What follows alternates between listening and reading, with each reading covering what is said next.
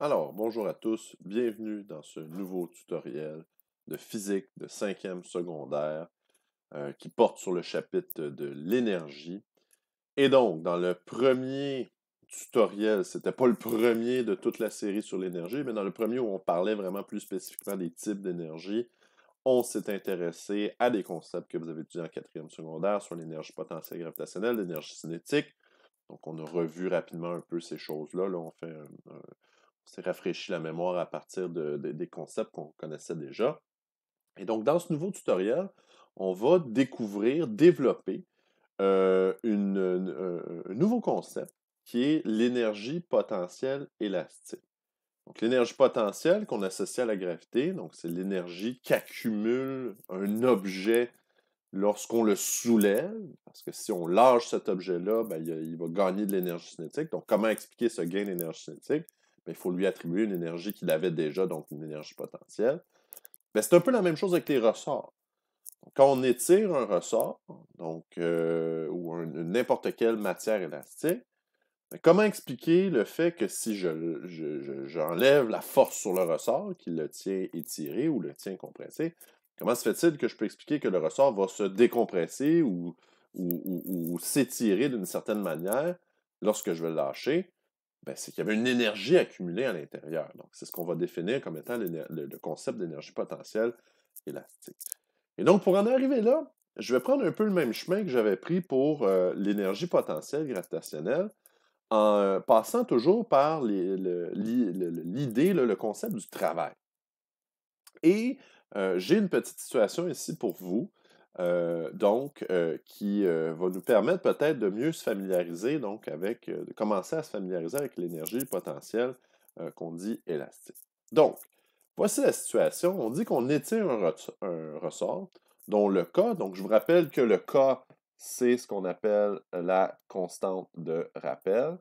Donc, la constante de rappel d'un ressort, qui indique à quel point le ressort est un ressort qui est rigide ou souple, donc qui s'étire ou se compresse facilement ou plus difficilement. Donc, plus le K est élevé, plus c'est un ressort qui est rigide. Donc, on étire ce ressort de 200 mètres, de K de 200 mètres Newton sur une distance de 0,5 mètres. Donc, quel est le travail effectué? Donc, revenons à la formule du travail. Donc, la formule du travail, hein, c'est force parallèle au mouvement fois déplacement. Donc, ici, quelle est la force, quel est le déplacement? Bien, si on a un ressort et que celui-ci, donc, on l'étire sur une distance de 0,5 mètres, bien, c'est évidemment que c'est notre déplacement sur lequel on a appliqué la force. Et quelle force applique-t-on sur le ressort pour obtenir un tel déplacement? Ben, la force, il y a une façon de la calculer quand on applique une force sur un ressort, évidemment, c'est à partir de la loi de Hooke. Donc, on a tous les outils mathématiques pour être capable de calculer cette force-là. C'est la loi de Hooke qui prévaut. Et donc, si j'avais à faire un calcul ici pour trouver la force, j'utiliserais la loi de Hooke, qui est constante de rappel du ressort fois déplacement. Donc, la force appliquée sur un ressort est proportionnelle à l'allongement. La constante de proportionnalité, c'est justement la constante de rappel. Et là, ici, je vais m'apprêter à faire quelque chose qui est incorrect. Donc, si vous voulez stopper votre démarche à ce point-ci, c'est tout à fait correct. Je vais continuer un peu plus loin avec la bonne démarche. Donc, tout ce que j'ai écrit ici jusqu'à présent, c'est correct. Mais là, je vais m'engager sur une voie qui n'est pas la bonne. Et je vais vous expliquer pourquoi dans quelques instants. Ça va nous permettre un peu de, tranquillement pas vite, de faire germer ensemble l'idée de l'énergie et de la formule qui nous permet de calculer l'énergie potentielle élastique d'un ressort. Donc, avec ces informations-là, certains pourraient être tentés de dire, bah, c'est simple, calculer ici la force, puisqu'on a la constante de rappel, puisqu'on a l'étirement du ressort ou la distance sur laquelle on a tiré le ressort. Donc, on pourrait multiplier tout simplement 200 newtons par mètre fois 0,5 mètres. Donc, les mètres ici s'annulent. Donc, ça fait 200, oui, c'est ça, 200 newtons par mètre fois 0,5. Donc, ça donne une force ici de 100 newtons. Et ensuite, donc, de prendre cette force-là et venir la remplacer ici dans la formule du travail et de dire, donc, le travail, c'est égal à la force donc parallèle au mouvement fois le déplacement, je réécris ma formule, et donc cette force parallèle, elle est de 100 newtons, fois un déplacement de 0, pardon, mon crayon ici, voilà, 0,5 mètres, et donc 100 fois 0,5, ça nous donne un résultat là, de 50 newtons fois mètre, ou 50 joules. Donc en apparence, le calcul ici qu'on a à faire est simple, mais il y a des subtilités ici qui nous échappent. Et pourquoi est-ce que le résultat de 50 newtons, ce n'est pas la bonne réponse et que le calcul ici n'est pas exact? Malgré que certaines des prémices, donc de faire référence à la loi de Hooke pour calculer la force, d'utiliser la formule du travail, tout ça était correct. Mais il y a quelque chose qu'on vient de faire qui n'est pas bon. Et qu'est-ce qu'on vient d'échapper ici? Je vais tenter de l'expliquer et je vais ensuite là, proposer le chemin alternatif qui lui va, lui, nous mener vers l'explication la plus juste. Donc, pourquoi est-ce que ce qu'on vient de calculer n'est pas exact? Bien, la réponse se trouve dans la définition même de la loi de Hooke. Et là, je vous ramène à une vidéo que je vous ai présentée lors de la présentation des concepts de la loi de Hooke dans le chapitre 5, donc sur les forces. Donc, on a vu cette vidéo-là ensemble. Et dans cette vidéo-là, donc ce que ça montre, très simplement, donc c'est moi qui étire un ressort. Donc, le ressort là, se retrouve ici dans la vidéo. Et ce que je vais faire ici, je vais mettre en marche la vidéo. Vous allez voir ce qui se passe. Donc, je vais aller tirer sur le ressort. Et en temps réel, vous allez voir dans le graphique qui est ici, la force appliquée sur le ressort qui augmente. Donc, au fur et à mesure que le temps avance, c'est-à-dire que l'allongement du ressort avance, on voit très bien que la force sur le ressort, donc c'est ce qui est ici en Y, la force sur le ressort augmente en fonction du temps ou encore en fonction de l'allongement. Parce que j'ai allongé mon ressort à un rythme constant. Donc, ce qui revient à dire, et c'est un graphique qu'on avait bien illustré à l'époque, c'est le graphique qui représente la loi de Hooke, en fonction de l'allongement du ressort, la force varie de façon linéaire, de façon proportionnelle. Donc, ça nous donne un graphique comme celui-là. Donc, en quoi ce graphique-là devrait nous indiquer ce qu'on a fait de pas correct dans le calcul précédent? Bien, l'erreur qu'on a faite ici, c'est qu'on a supposé, dans l'explication précédente, ici, je reviens à mes dernières explications, on a supposé que la force appliquée sur le ressort, la force qu'on a calculée ici de 100 newtons, on a supposé qu'elle était constante tout au cours de notre mouvement. Donc, que j'ai tiré toujours avec la même force pendant les 0,5 mètres, les 50 cm, j'ai toujours tiré avec 100 newtons. Or, ce que notre graphique ici démontre très clairement, c'est qu'au cours de l'étirement d'un ressort, quand je commence, le ressort est peu étiré, j'applique peu ou pas de force. Et quand je finis, le ressort est plus étiré, j'applique une plus grande force. Donc, la force n'est pas constante. Donc, la force tout au cours de l'étirement du ressort n'est pas constante. Elle augmente au fur et à mesure. 100 newtons, c'est quand j'atteins la fin ici. À 0,5 mètres d'étirement, là, je suis à 100 newtons. Mais quand j'étais à 0,4, c'était pas 100. Quand j'étais à 0,2, parce que pour me rendre à 0,5 d'étirement, bien évidemment que j'ai passé par ces valeurs-là. Donc, la force appliquée sur le ressort n'était pas toujours de 100 newtons. Et donc, je ne peux pas bêtement utiliser une force qui n'est pas constante dans un calcul du travail qui suppose une force constante ici. Donc, ça ne fonctionne pas ici, mon raisonnement. Maintenant, comment je vais faire ici pour arriver à calculer malgré tout le travail? Donc, je vais reproduire ici le graphique que je vous ai montré il y a quelques instants. Donc, la force en fonction de l'allongement du ressort, ici, delta X. Et donc, sur l'axe des X, ben, je l'ai dit, hein, ce qui est représenté, donc, c'est l'allongement du ressort. Donc, évidemment, ici, cet allongement-là, donc, si on mettait des chiffres relativement à notre situation, ce serait de 0,5 mètres. La force, donc, c'est, si vous voulez, l'axe ici des Y. Et on l'a dit, dans le fond, cette force augmente au fur et à mesure là, qu'on étire notre ressort.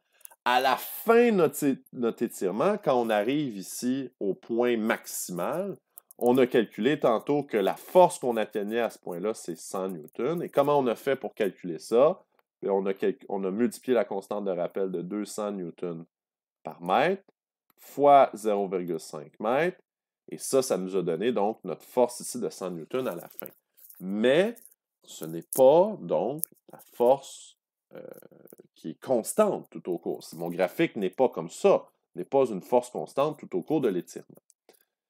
Donc, verticalement, donc j'ai calculé la force et je l'ai calculée donc en multipliant la constante de rappel par l'étirement. C'est ce que je vais écrire ici. Donc, je n'écrirai pas ici que ça, c'est la force. Je vais écrire, dans le fond, que par la définition de la loi de Hooke, donc, ici, je veux arriver donc à multiplier la constante de rappel fois le déplacement pour trouver la force. Donc, ça, c'est la loi de Hooke ici qui est représentée. Maintenant, en regardant ce graphique-là, je vous rappelle que je veux chercher le travail, donc l'énergie que je dépense à tirer sur mon ressort. Et ici, que j'ai deux quantités. Donc, pour calculer le travail, j'ai besoin de la force. Dans mon graphique, la force est représentée sur l'axe des Y. Et le déplacement, il est représenté en X. Et donc, ce que je cherche à faire, c'est de calculer la multiplication de la force, qui n'est pas constante, qui augmente au fur et à mesure que j'étire mon ressort, et du déplacement, lui, qui augmente au fur et à mesure que j'étire mon ressort également. Comment calculer la multiplication de ces deux quantités-là à partir d'un graphique comme celui-là? Et pour comprendre ce qu'on s'apprête à faire ici, je vous demande peut-être de faire un certain exercice d'abstraction, de penser à des choses qu'on a fait dans un autre contexte plus tôt cette année. On a fait ce genre de choses-là dans un autre contexte. Je vous donne un exemple. Par exemple, on regardait des graphiques ici de vitesse en fonction du temps, où la vitesse d'un objet augmentait comme ça ici. Et on voulait trouver à partir de ce graphique-là le déplacement. Et le déplacement, ben dans le fond, c'est des mètres. Et pour trouver des mètres à partir donc d'une vitesse et d'un temps, ben, je dois multiplier en quelque sorte le temps, pas le temps, ben oui, le temps là, et la vitesse. Donc, je dois multiplier ces deux concepts-là. Mais comment multiplier ces deux concepts-là dans une situation où la vitesse change en fonction du temps? Ben, ce qu'on avait vu pour calculer le déplacement, on avait fait différentes façons d'arriver à ce concept-là, mais ce qu'on avait expliqué, c'est que pour y arriver, il fallait calculer l'air sous la courbe. Et donc, ici, si on veut arriver à calculer l'air, si on veut arriver à calculer le travail, je dois calculer l'air de ce triangle ici. C'est l'air du triangle qui va me donner donc le travail fait par la personne qui étire le ressort, étant donné que la force par rapport à l'allongement du ressort n'est pas constante. Certains seront peut-être déboussolés de ce retour à l'air sous la courbe. Je vous rassure, nous n'aurons pas systématiquement à réutiliser les techniques d'air sous la courbe. C'est quelque chose qui était problématique pour vous. Ce qu'on va faire, c'est qu'on va déterminer une formule à partir du principe d'air sous la courbe. Donc, revenons à notre exemple et calculons l'air sous la courbe pour notre situation ici. Donc, évidemment, ici, on a un triangle. Donc, pour calculer l'air sous la courbe dans le cas d'un triangle, ben, l'air d'un triangle, c'est la base fois la hauteur divisée par 2. Donc, dans l'exemple qui nous intéresse, la base, ben, c'est l'étirement du triangle de 0,5. La hauteur, ben, c'est la force finale qu'on a calculée, donc ce fameux 200 newtons par mètre fois 0,5 mètres, donc ce qui faisait 100 newtons. Donc, cette force qu'on a calculée avec la loi de Hooke, donc K fois delta X. Donc, si on mettait ça sous forme d'équation, qu'est-ce que ça donnerait? La base de notre triangle, c'est l'étirement. La hauteur de notre triangle, c'est, non pas la base, pardon, donc la hauteur de notre triangle, c'est la force. Donc, et cette force-là, comme on la calcule, en faisant K fois delta X. Donc, dans l'exemple qui est ici, si on met les nombres qui sont là en jeu, donc 0,5, c'est la base d'étirement de notre ressort. Ensuite, la hauteur, la force, 200 fois 0,5, ce qui donnait 100 newtons qu'on avait calculé plus tôt. On prend tout ça, on divise par 2, ce qui donne au final ici un travail de 0,25 joules. Et donc, on arrive à la moitié de ce qu'on avait calculé préalablement parce que, évidemment, la force qu'on applique sur notre ressort pour l'étirer jusqu'à 0,5 n'est pas toujours égale à 100 newtons. C'est juste la force finale qui est égale à 100 newtons. Donc, c'est la raison pour laquelle on obtient la moitié de notre réponse ici. Donc, la question qu'on peut se poser, c'est évidemment, là, on dépense 25 joules pour étirer le ressort. Où va ce 25 joules-là? Si rien ne se perd, rien ne se crée, tout se transforme. Mais le 25 joules, il est associé, il est désormais emmagasiné dans le ressort lui-même. Et c'est ce qu'on nomme donc l'énergie potentielle élastique. Donc, c'est cette énergie qui a été emmagasinée. Encore une fois, c'est un concept qui est abstrait. Il n'y a pas de flux d'énergie qui passe à travers les mains de celui qui étire le ressort pour aller dans le ressort. C'est une quantité abstraite qu'on accorde au ressort pour lui dire que désormais, il a cette énergie-là et que si on arrêtait d'appliquer la force sur le ressort, bien, il reviendrait à sa position initiale. Donc, comment se fait-il qu'il revient à sa position initiale? Bien, parce qu'il a accumulé de l'énergie qui lui permet justement de revenir à sa position. Et comment donc on a calculé donc cette énergie-là? Revenons à l'exemple qu'on a fait ici. Et revenons à la séquence ici où on a, je vais peut-être prendre là, mon surligneur pour qu'on puisse bien voir ce qui se passe. Donc, où on a fait le calcul suivant pour calculer le travail. On a multiplié, donc en faisant l'air sous la courbe, la base, qui était l'étirement du ressort, fois la hauteur, donc la force, qui était représentée par K fois delta X. Et on divisait tout ça par 2 parce que c'était bien sûr donc un triangle ici pour lequel on calculait l'air sous la courbe. Et donc, si je simplifie cette chose-là, je pourrais regrouper ici les delta x, donc les mettre ensemble. Delta x fois delta x, ça fait delta x à la 2. Donc, ce qui me donnerait k fois delta x à la 2 divisé par 2. Et c'est exactement la formule qu'on va retenir pour l'énergie potentielle élastique. C'est la formule qu'on va utiliser pour calculer cette énergie potentielle élastique. Constante de rappel fois l'étirement d'un ressort ou d'un élastique au carré divisé par 2. Et là, il y a un principe qui est absolument essentiel et nécessaire à noter ici lorsque nous allons utiliser cette formule-là. Cette chose-là sera à la base de bien des erreurs. Et vous allez voir, on va faire un petit exemple à l'instant qui va illustrer ça très certainement. Et donc, dans la formule de l'énergie potentielle élastique, la constante de rappel, le K, doit nécessairement être en newton par mètre. Et j'ajouterai à ça, dans le même ordre d'idée, évidemment, le delta X, qui est l'allongement du ressort, doit lui être en mètres. Et la raison pour laquelle, contrairement à lorsqu'on utilisait la loi de Hooke, où en autant que les unités de mesure étaient cohérentes, on ne se préoccupait pas trop si la constante de rappel était en newton par mètre, en newton par centimètre. Là, ça va être absolument important. Pourquoi? Parce qu'en bout de piste, tout ça doit nous donner des joules. Et la seule façon d'avoir des joules dans cette équation-là, c'est si on utilise des newtons et des mètres seulement. Si on utilise des newtons et des centimètres, on n'obtient pas des joules. Dès lors, ce n'est pas des unités du système international et donc, on ne peut pas arriver là, à la réponse finale. Donc voilà.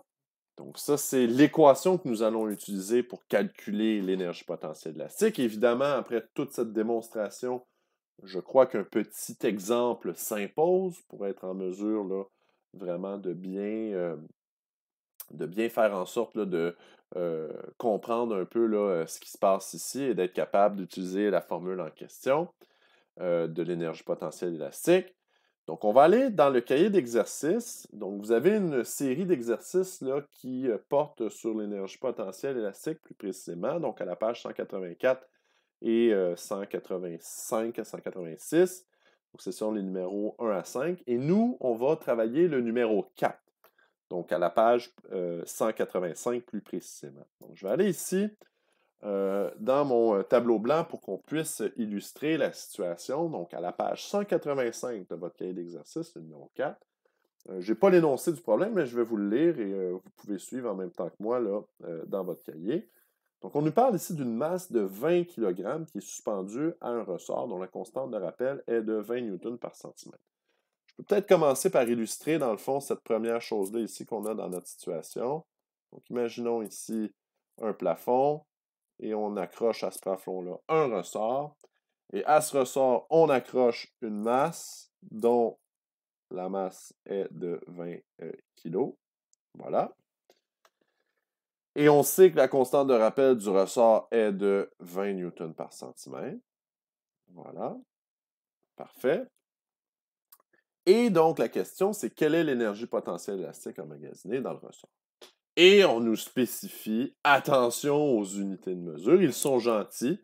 Je n'aurais pas fait autant dans un tel problème, je ne vous aurais pas averti. Certainement, il y a des pièges d'unités ici. C'est un problème classique avec des pièges d'unités. Donc, ce qu'on cherche dans la situation, c'est l'énergie potentielle élastique, donc emmagasinée dans le ressort. Donc, pour ça, évidemment, on peut peut-être réécrire la formule de l'énergie potentielle élastique ici. Ça va nous aider à savoir ce qu'on cherche, ce qu'on a, ce qu'on peut trouver. Donc, la constante de rappel du ressort fois l'allongement du ressort au carré divisé par 2. Donc, qu'est-ce qu'on connaît? Bien, évidemment, on connaît la constante de rappel, donc de 20 newtons par centimètre. Donc, ça va ici, on connaît. Ce qu'on ne connaît pas, par contre, on a juste deux paramètres, donc c'est assez facile à être capable de deviner ce qu'on cherche et ce qu'on doit trouver. Donc, le delta X, c'est-à-dire l'allongement du ressort, ça, on ne le connaît pas. Et on en a besoin, donc, pour calculer l'énergie potentielle accumulée. Donc, j'ai besoin de calculer cet allongement-là. Et comment y arriver? Mais là, ici, si je regarde la situation, j'ai une masse qui est accrochée après mon ressort. Mais voilà un exemple de problème qu'on a fait ad nauseam dans le chapitre sur les forces. C'est un problème typique de loi de Hooke où on a un ressort qui, par la force de gravité ici, force gravitationnelle, on a une masse, pardon, qui, par la force gravitationnelle, tire sur un ressort. Donc voilà, force exercée sur le ressort ici. Donc, qui est égal, bien sûr, qu'on est capable de calculer avec la loi de Hooke, F est égal à K fois delta X. Et donc, je sais que puisqu'on suppose ici que le ressort est immobile, là, que tout ça est au repos, donc ces deux forces-là vont être égales. Donc, par la première loi de Newton, donc notre système est immobile. Donc, la force de gravité exercée par la masse sur le ressort sera égale à la force exercée par le ressort, donc la loi de Hooke, K fois delta X, ce qui va me permettre de calculer ultimement l'allongement du ressort. Donc là, j'ai quelques étapes de calcul qui vont me mener là, mais on va y arriver à l'instant. Donc, la première étape, peut-être, ce serait de calculer la force de gravité exercée sur le ressort. Donc, M fois G. Donc, la masse, on le sait, c'est 20 kg, fois l'accélération gravitationnelle terrestre de 9,8 newtons par kilo. Donc, si vous calculez ça, vous obtiendrez, là, je vais de mémoire, ça devrait donner 196, mais je vais juste le valider ici. Donc, voilà, 196 newtons. Voilà, donc on annule les kilos et il nous reste des newtons. Donc, ça, c'est la force que la masse exerce sur le ressort, et cette force-là est égale à la force, donc, exercée par le ressort sur la masse. Et cette force-là, on peut la calculer grâce à la loi de Hooke, F est égal à K fois delta X. Donc, le F, la force, c'est la force de gravité exercée par la masse sur le ressort. Donc, on sait ici qu'on a une force donc de 196 newtons, qui est égale à une constante de rappel de 20 newtons par centimètre, fois pas le déplacement, mais plutôt l'allongement du ressort. Donc, on peut diviser de chaque côté par 20 newtons par centimètre afin de trouver l'allongement du ressort. Donc, 20 newtons par centimètre ici. Donc, si on divise 196 par 20, on va obtenir donc un allongement. Et là, vu qu'on avait des valeurs là, de 20 newtons par centimètre et 20 kg, là, tout ça s'annule et on revient un peu au même point de départ. Donc, on a un allongement de 9,8 et non pas newton par kilo, mais 9,8 cm. Donc, nous serions prêts à ce point-ci à utiliser ces valeurs-là dans la formule donc d'énergie potentielle élastique pour être en mesure de calculer l'énergie emmagasinée dans le ressort dans cette situation-là. Mais, et là, c'est la grande mise en garde que j'avais faite il y a quelques instants dans le diaporama. Il faut faire attention. Ici, on a des pièges d'unité. Et dans la formule de l'énergie potentielle élastique, la constante de rappel doit être en newton par mètre. Et ici, donc, l'allongement du ressort doit être en mètres. Donc, pour l'allongement du ressort, ça, c'est pas si difficile à convertir. Hein? Donc, si on a 9,8 cm, combien de mètres est-ce que ça vaut? Ben, on divise par 100. Donc, 9,8 cm, c'est 0,098 mètres. Donc, si on divise par 100, là, donc ça nous donne ça. Si jamais il y en a qui ont des difficultés avec les conversions ici, mètres, centimètres, donc n'hésitez pas, faites-moi signe dans les commentaires et je pourrai peut-être faire une autre vidéo là-dessus. Ce qui est peut-être plus problématique ici, c'est la conversion de notre constante de rappel ici, qui est de K 20 newtons par centimètre. Donc, comment convertir la constante de rappel en newton par centimètre à une constante de rappel en newton par mètre. Donc, comment arriver à faire ça? Donc, voici comment moi je procède. Est-ce que c'est la meilleure façon? Je ne le sais pas. C'est ma façon.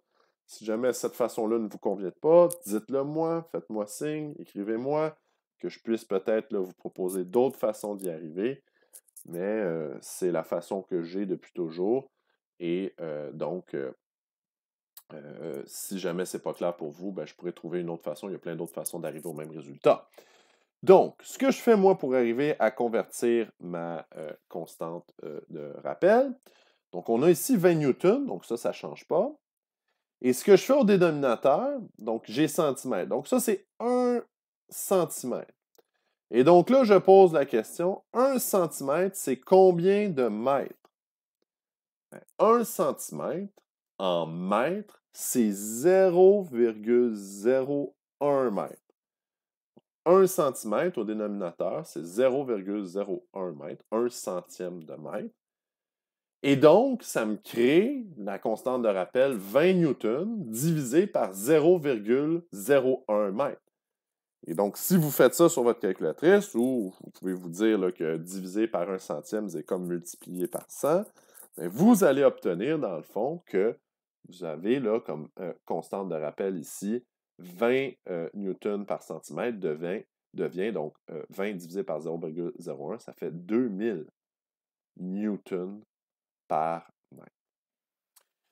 Et une des choses que vous pouvez faire pour valider, donc, si vous avez correctement converti votre constante de rappel ou si vous avez fait une erreur, posez-vous la question suivante. Donc, une constante de rappel de 20 newtons centimètre, ça veut dire que ça me prend 20 newtons pour étirer le ressort d'1 centimètre.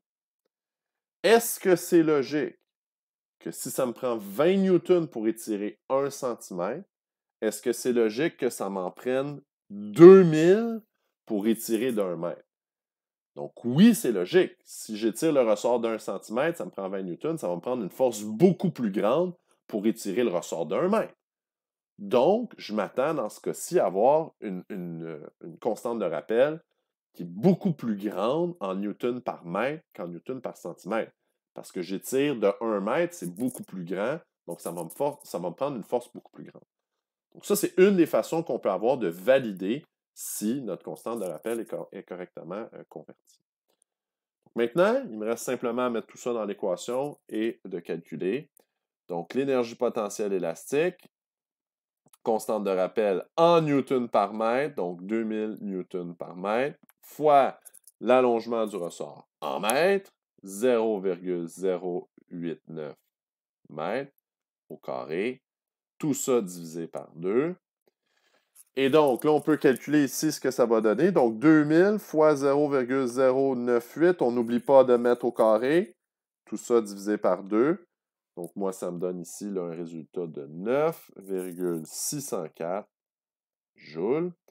Et pour ceux qui se posent des questions, comment je suis passé de newton par mètre fois mètre carré à des joules, ben, j'ai des newtons par mètre ici, fois des mètres à la 2. Donc, ça va annuler 1 mètre au dénominateur, il va me rester 1 mètre ici.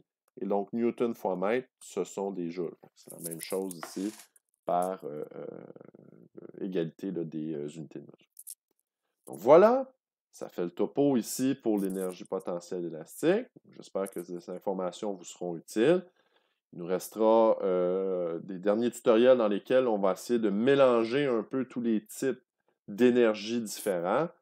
Et donc, d'ici là, donc, je vous souhaite le meilleur des travail possible dans vos exercices en devoir.